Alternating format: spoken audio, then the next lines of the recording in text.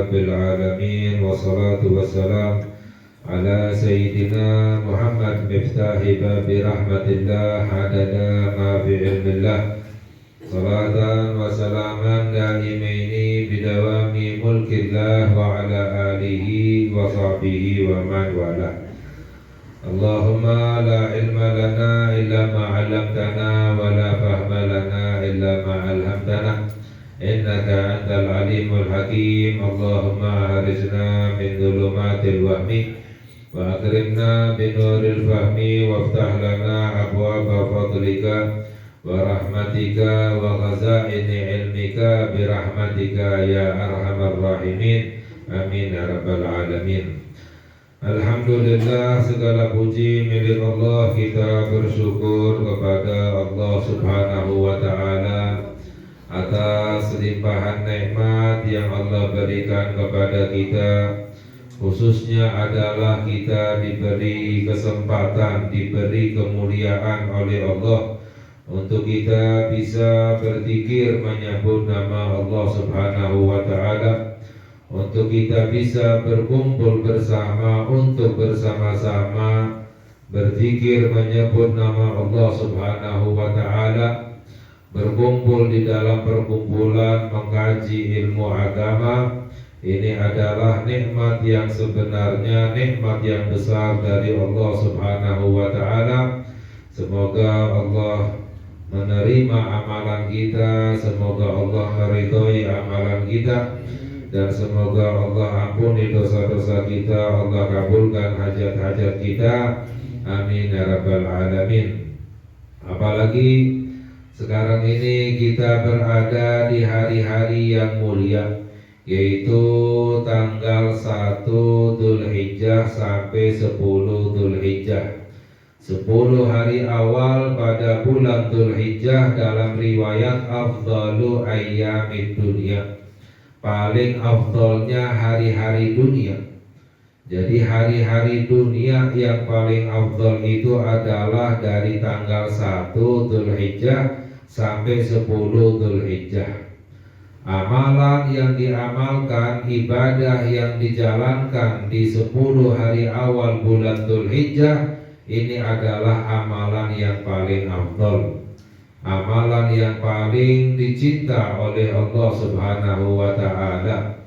Dalam hadis sabda Sayyiduna Muhammad sallallahu alaihi wasallam bahwa mal amalu fi ayyamin afdalu minhu min ashri dzulhijjah, bahwa tidak ada amalan di hari-hari yang lebih afdal darinya daripada 10 hari awal di bulan Dzulhijjah.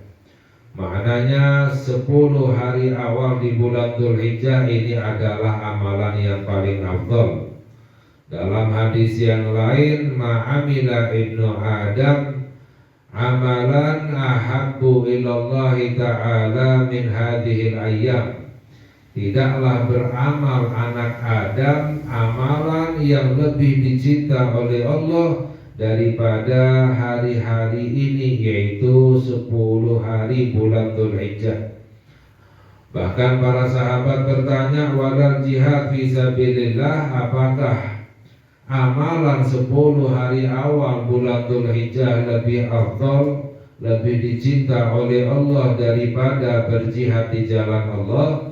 Dijawab oleh Nabi Muhammad sallallahu alaihi wasallam, walal jihad fi sabilillah, bahkan lebih afdal daripada berjihad di jalan Allah. Illa rajulun kharaja bi nafsihi wa malihi fala yarji'u min dzalika bi syai'in, kecuali orang yang keluar berjihad di jalan Allah dengan nyawanya, dengan hartanya, lalu tidak kembali sedikit pun. Maknanya hilang nyawanya ketika berjihad, habis seluruh hartanya untuk berjihad, itu sama pahalanya dengan orang yang beramal, beribadah dari 1 sampai 10 Dzulhijjah. Jadi amalan 10 hari awal bulan Dzulhijjah adalah amalan yang paling afdal, yang paling dicinta oleh Allah. Amalan yang kita kerjakan pada hari-hari ini yaitu adalah amalan kita yang paling afdol dalam seumur hidup kita. Ya, misalnya sholatnya kita yang kita jalankan di 10 hari awal bulan Dzulhijjah ini adalah sholat kita yang paling afdol seumur hidup kita. Ya, bacaan Al-Quran kita yang kita amalkan pada hari-hari ini adalah bacaan Al-Quran yang paling afdol seumur hidup kita. Sedekah kita yang kita berikan di hari-hari ini adalah sedekah kita yang paling afdal seumur hidup kita. Tahajudnya kita, bacaan Al-Qur'annya kita, salawatnya kita. Ya, karena ini adalah amalan yang paling dicinta oleh Allah, yang paling afdal.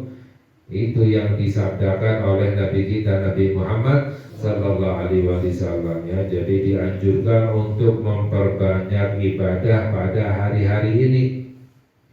Apalagi kita akan memasuki hari Arafah, dianjurkan untuk berpuasa pada hari Arafah.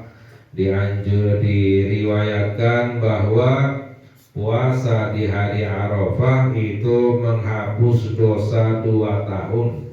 2 tahun dosanya diampuni oleh Allah Subhanahu wa Ta'ala.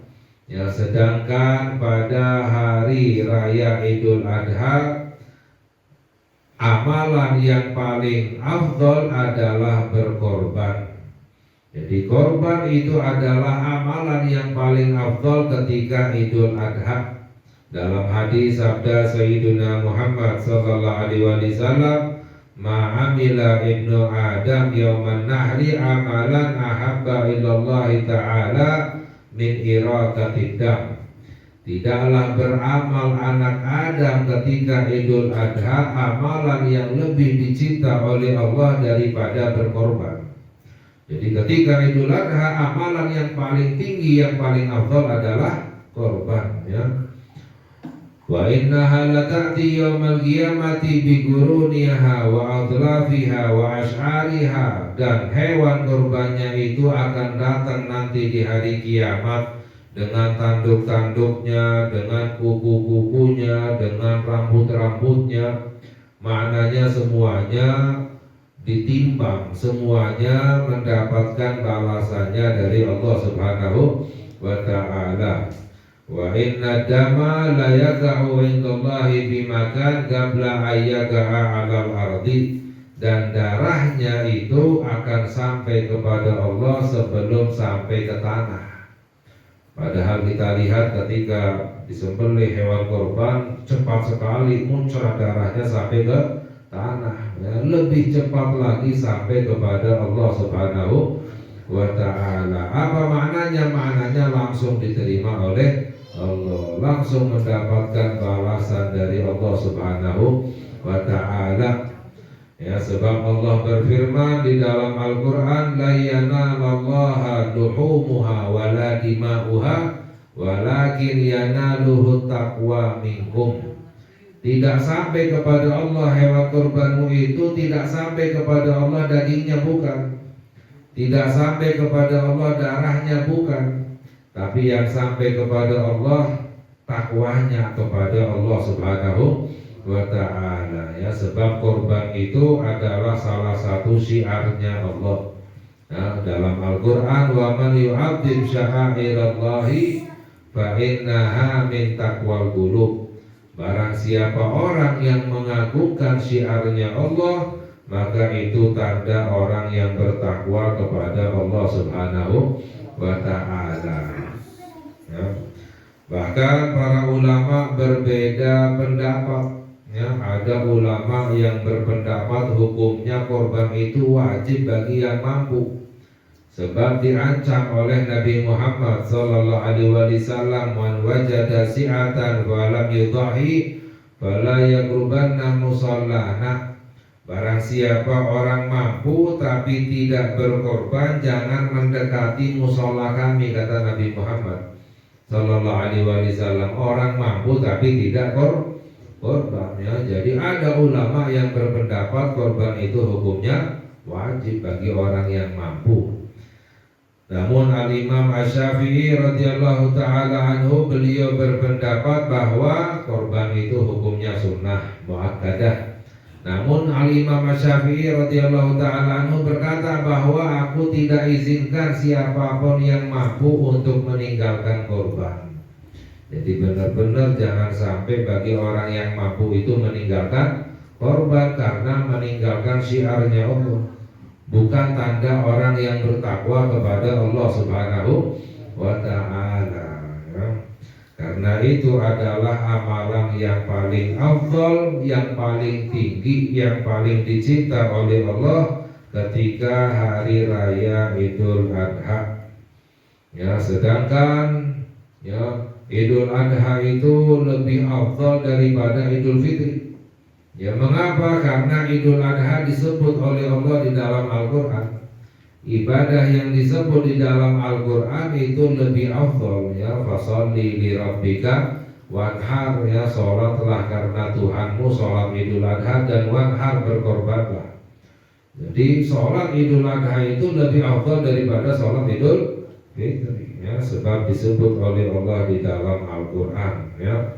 Lain halnya dengan takbiran ya. Idul Fitri ada takbiran, Idul Adha juga ada takbirannya. Takbiran Idul Fitri lebih afdal daripada takbirannya Idul Adha. Kok bisa? Karena disebut oleh Allah di dalam Al-Quran takbirannya Idul Fitri. Walitukabbirullaha ala ma hadakum wa la'allakum tashkurun ya. Jadi apapun yang disebut di dalam Al-Quran lebih besar. Semuanya fadilah, tapi lebih besar lagi yang disebut di dalam Al-Quran ya, lebih besar fadilahnya dari Allah Subhanahu wa ta'ala. Jadi ini adalah hari-hari yang mulia. Juga bulan Dzulhijjah adalah bulan yang mulia ya. Bulan Dzulhijjah adalah bulan suci ya, bulan suci yang disucikan, yang dimuliakan oleh Allah itu ada 4 bulan. Bulan Dzulqa'dah, bulan Dzulhijjah, bulan Muharram, dan yang satu adalah bulan Rajab. Orang yang beribadah di bulan-bulan suci itu pahalanya dilipat gandakan oleh Allah Subhanahu wa ta'ala ya. Jadi kita ambil kesempatan ya. Sekarang ini kita masih diberi kesempatan oleh Allah untuk bisa mendapati bulan Dzulhijjah ya, 10 hari awal bulan Dzulhijjah ya. Ini adalah kenikmatan yang Allah berikan kepada kita untuk kita bisa memperbanyak ibadah kepada Allah ya. Sebab Al-Imam Al-Ghazali radhiyallahu ta'ala anhu, beliau berkata bahwa umur itu adalah modal ya dari Allah Subhanahu wa ta'ala. Modal yang Allah berikan kepada kita adalah umur. Kalau umur sudah habis berarti modalnya habis, gak ada lagi modalnya ya. Sedangkan amalan kita ini adalah istilahnya dagangan kita. Orang yang amalannya baik, banyak ibadahnya, itu berarti dagangannya baik ya, mendapatkan banyak untung ya.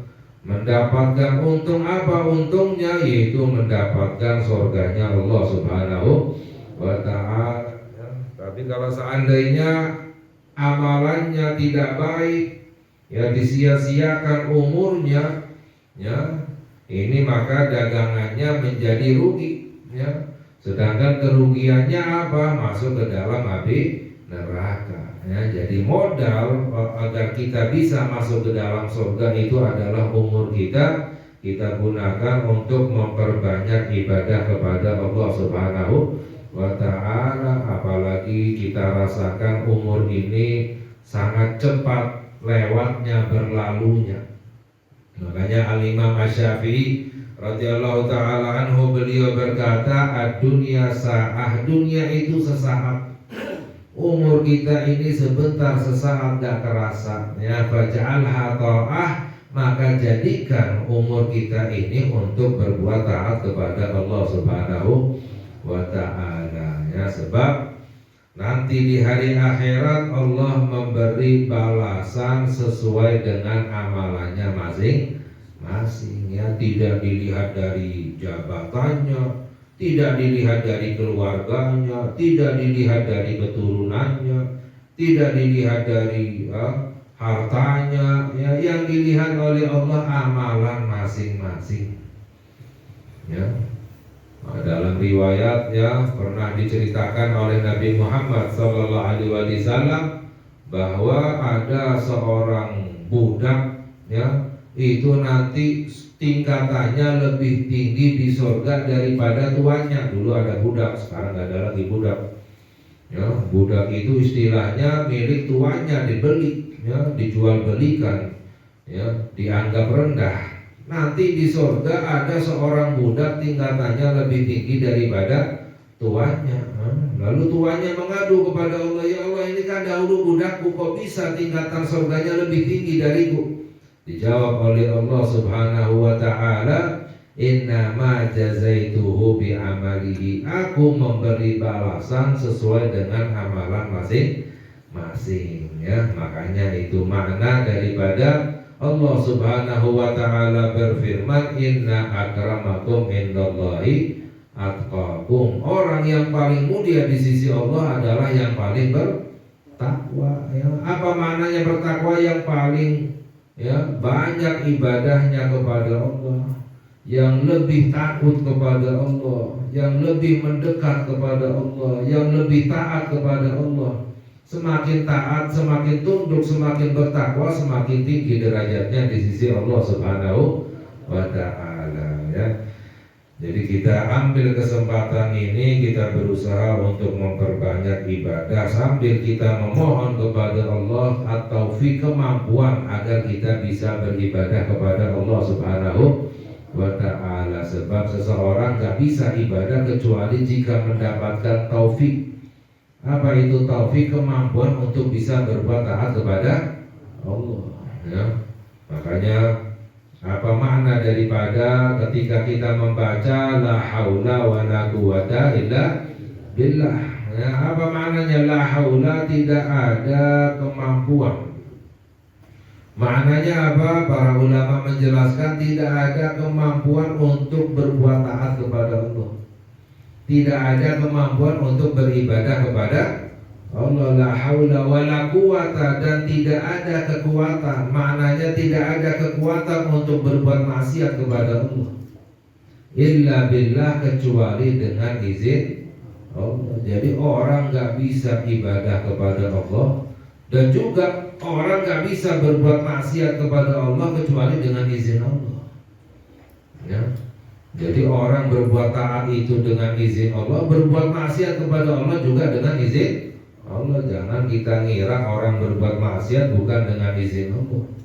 Ya, kalau bukan dengan izin Allah berarti Allah bukan maha kuasa. Kok bisa melakukan sesuatu tanpa izin Allah? Berarti Allah bukan maha kuasa. Ya, yang namanya maha kuasa, Allah maha kuasa, maknanya apa?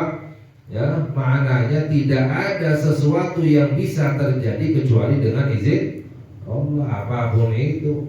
Makanya dalam riwayat masya Allahu kana wa ma lam yasha lam yakun. Apapun yang dikehendaki oleh Allah itu pasti terjadi. Apapun yang tidak dikehendaki oleh Allah tidak akan terjadi. Ya. Ini akidah Ahlussunnah wal Jamaah, kita harus yakin. Orang tidak bisa berbuat kebaikan maupun keburukan kecuali dengan izin Allah. Ya, tapi orang yang ibadah dengan izin Allah tapi Allah ridho. Orang yang bermaksiat kepada Allah dengan izin Allah juga tapi Allah tidak ridho. Ya, Allah nggak ridho, Allah murka. Sebab orang itu, ya, tidak taat kepada Allah Subhanahu wa ta'ala. Ya. Jadi seseorang tidak bisa beribadah kecuali dengan izin Allah. Makanya kita minta at-taufiq, ya, kemampuan untuk bisa beribadah kepada Allah. Kita minta hidayah, petunjuk agar kita bisa beribadah kepada Allah Subhanahu wa ta'ala. Kita melanjutkan kajian kita kalau musannif radhiyallahu ta'ala anhu. Sebelumnya kita mengkaji tentang menjaga hati dan badan. Ya, sedangkan badan kita yang harus kita jaga itu ada 7 anggota badan kita, yaitu mata, telinga, lisan, perut, kemaluan, tangan, dan kaki. Sebelumnya kita mengkaji tentang masalah menjaga mata. Mata adalah nikmat dari Allah Subhanahu wa Ta'ala kepada hambanya yang seharusnya digunakan untuk memperbanyak ibadah kepada Allah. Jika mata tidak digunakan untuk ibadah, mata digunakan untuk berbuat maksiat, maka telah mengkufuri nikmatnya Allah, tidak bersyukur kepada Allah, ya diancam oleh Allah, lain kafartum wa lain kafartum inna adabi lasyadid. Kalau kamu kufur maka azabku sangat keras. Waruya anin Nabi sallallahu alaihi wasallam annahu qala an-nadratu sahmun masmumun min sihami iblis. Dan diriwayatkan dari Nabi Muhammad sallallahu alaihi wasallam bahwa beliau bersabda, pandangan itu adalah anak panah yang beracun dari anak panahnya iblis. Jadi ibaratnya mata itu adalah anak panahnya iblis yang beracun. Maknanya orang bisa celaka dengan pandangan mata. Ya. Man tarakaha mukhafatan minallahi a'tahu Allahu ibadatan yajidu halawataha fi qalbihi. Barang siapa yang meninggalkan pandangan yang haram, yang dilarang karena takut kepada Allah, maka Allah akan berikan kepadanya ibadah yang bisa merasakan, menemukan manisnya ibadah di dalam hatinya. Maknanya orang kalau ingin merasakan manisnya ibadah, karena ibadah itu manis, ya, ibadah itu nikmat. Tapi jarang sekali orang yang bisa merasakan nikmatnya ibadah. Jarang sekali orang yang bisa merasakan manisnya ibadah, ya. Bagaimana caranya bisa merasakan nikmatnya manisnya ibadah? Dengan menjaga pandangan. Barang siapa orang yang menjaga pandangannya, Allah akan berikan kepadanya ibadah yang bisa dirasakan manisnya di dalam hatinya.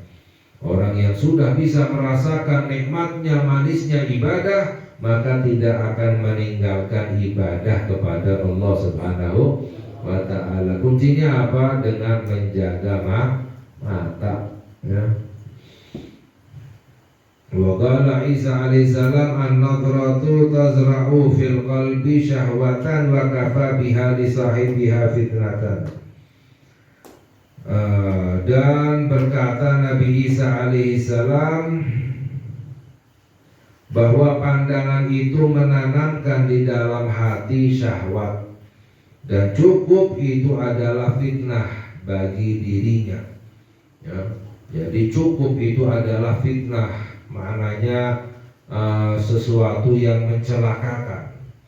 Seorang hamba bisa menjadi celaka itu diawali dari pandangan.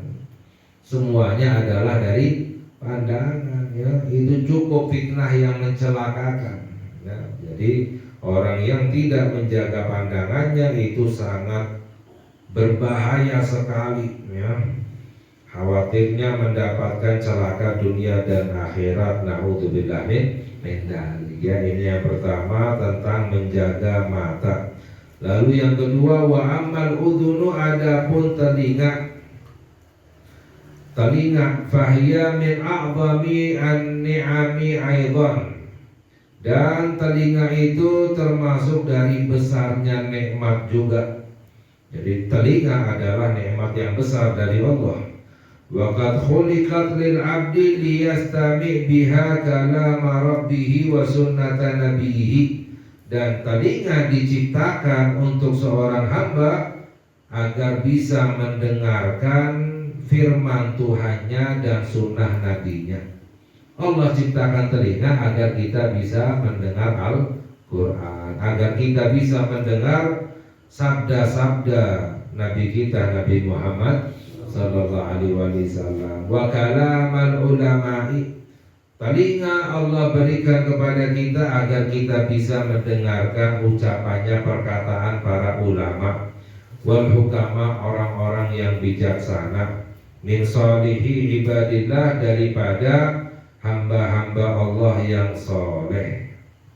Fayastafidu bidzalika suluka sabili mardhatillahi, sehingga bisa mendapatkan manfaat faedah ya dengan hal tersebut, yaitu mendengarkan Al-Quran, mendengarkan hadis, mendengarkan penjelasannya para ulama, mendapatkan manfaat untuk bisa menempuh jalan menuju ridhonya Allah Subhanahu wa ta'ala.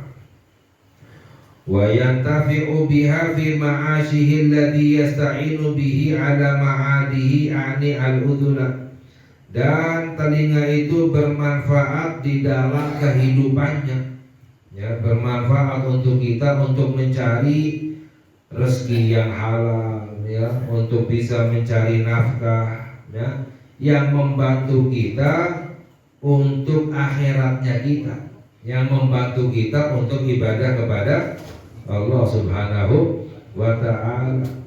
Ya, ini adalah manfaatnya telinga. Allah ciptakan telinga untuk kita. Fa in asgha biha ila istima'i ma harramallahu alaihi, jika telinga itu digunakan untuk mendengar hal-hal yang diharamkan oleh Allah, ya, mendengar min kadzibin, mendengar perkataan yang dusta, wa ghaibatin, mendengar perkataan ghibah, ya, membicarakan kekurangan orang lain, wa kalamin gabihin, mendengar ucapan-ucapan yang buruk, faqad kafara ni'mata wa lam yashkurha, maka telah mengkufuri nikmat dan tidak bersyukur kepada Allah Subhanahu wa ta'ala, tidak bersyukur kepada nikmatnya Allah.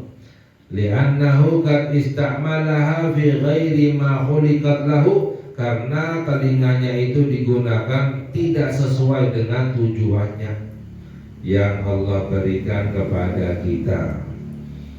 Qala al-Imam Al-Ghazali rahimahullahu ta'ala, wa la tadunanna anna al-ithma yahtassu bihil qailu dunal mustami'. Berkata Al-Imam Al-Ghazali radhiyallahu ta'ala anhu, jangan ya kita menyangka bahwa dosa itu khusus bagi orang yang berbicara saja, berbicara yang dusta, berbicara ghibah, perkataan yang buruk. Jangan mengira dosanya itu hanya untuk orang yang berbicara saja, ya. Fa inna mustami'a syarikul ghail, karena orang yang mendengar bersekutu dengan orang yang berbicara, sama-sama mendapatkan dosa. Yang berbicara dapat dosa, yang mendengar juga mendapatkan dosa. Wa huwa ahadul mukhtabin, orang yang mendengar termasuk daripada salah satu orang yang mengucapkan perkataan ghibah. Fal mustami'u ilal khairi syarikun fi thawabihi, orang yang mendengar kebaikan mendapatkan bersekutu di dalam pahalanya. Jadi kita mendengarkan ucapan yang baik, perkataan yang baik, mendengarkan zikir saja, mendengarkan ilmu saja, kita mendengar itu pahalanya kita dapat sama dengan orang yang berbicara, ya. Jadi mendengar ucapan yang baik bersekutu di dalam pahalanya, ya. Wal mustami'u ila syarri syarikun fi ithmihi, dan mendengarkan kepada ucapan yang buruk itu juga bersekutu di dalam dosanya. Makanya kita dianjurkan untuk kumpul dengan orang-orang soleh, sering hadir majelis, karena kita dengar saja kita sudah dapat pahalanya, dapat pahala berbicara yang baik, dapat pahala berzikir, dapat pahala, ya, banyak yang Allah berikan kepada kita, ya. Jadi ini adalah bagaimana telinga adalah nikmat yang besar yang Allah berikan kepada kita, yang seharusnya kita gunakan untuk kebaikan agar kita bisa mendapatkan ridhonya Allah Subhanahu wa ta'ala. Lalu yang ketiga adalah wa amal lisan, adapun lisan, ya. Lisan ini yang paling berbahaya, mulut ini adalah yang paling berbahaya. Nanti akan dijelaskan bahwa paling banyaknya orang masuk ke dalam neraka gara-gara lisannya. Ya, paling banyak orang masuk ke dalam neraka gara-gara ucapannya. Ya, jadi lisan itu adalah yang paling berbahaya. Ya, bahkan para ulama berkata, lisan itu bentuknya kecil tapi dosanya sangat besar. Ya. Bahkan para ulama menjelaskan bahwa ada ucapan-ucapan yang bisa membuat orang menjadi murtad. Banyak sekali ucapan-ucapan yang bisa membuat orang menjadi murtad, keluar daripada agama Islam. Sangat banyak sekali, makanya hati-hati ucapan, ya. Ya, contohnya apa? Misalnya ada orang bilang seperti ini, ya, kok hukum Islam seperti ini, ya, nggak cocok dengan hukum Islam. Ini hukum yang mengatur, hukum Islam yang mengatur adalah Allah. Allah itu maha sempurna, Allah maha benar. Ya, kalau menolak hukumnya Allah, hukumnya bukan dosa lagi, kafir hukumnya, keluar daripada agama Islamnya. Seakan-akan lebih pintar daripada Allah, merasa lebih benar daripada Allah Subhanahu wa ta'ala, merasa hukum Allah itu nggak benar. Ya, kok hukum Islam seperti ini, ya nggak cocok, ya nggak sesuai, ya nggak benar. Itu hukumnya mengucapkan seperti ini bukan dosa lagi, kafir, keluar daripada agama Islam. Naudzubillah min dzalik. Ya, banyak contohnya lagi. Misalnya, ini cuma sunnah aja. Ini bahaya mengucapkan seperti ini. Ya, kalau niatnya untuk merendahkan sunnah, hukumnya kafir. Sunnah ini adalah sunnahnya Nabi kita, Nabi Muhammad. Merendahkan sunnahnya Nabi Muhammad, sunnah, ya, itu hukumnya bukan dosa lagi, kafir, keluar dari Islam. Naudzubillah min. Makanya apalagi sekarang orang banyak mengucapkan sholat nomor 2. Hati-hati ini, niatnya apa ngomong seperti ini.